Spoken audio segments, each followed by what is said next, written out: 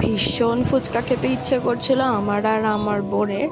আর আমাদের এখানে একটা কথা প্রচলিত আছে, ঠান্ডা লাগলে ফুচকা খেতে হয়, মানে তেঁতুল গোলা জলটা আর কি। আর তেঁতুল গোলা জলটা কিন্তু ছিল পুদিনার তৈরি, আর পুদিনার জল সেরকম আমি পছন্দ করি না, বাট এই পুদিনার জলটা ছিল মারাত্মক লেভেলের টেস্টি। তাই হাতে পাতা নিয়ে বসে পড়লাম, আর আমাদের ফুচকাওয়ালি আমাদেরকে ফুচকা সার্ভ করবে আর কি। ছোটোবেলা থেকে ফুচকা খেতে আমার মারাত্মক লাগে, এখন আলুতে আবার পেঁয়াজও দেওয়া হয়, তাই আরও বেশি ভালো লাগে খেতে।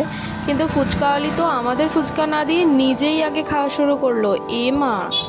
তাই নিজে থেকে একটু পুদিনার জল তুলে খাওয়া শুরু করলাম। এবার বললাম, কিরে তোর তো খাওয়া হলো, আমায় একটু দে।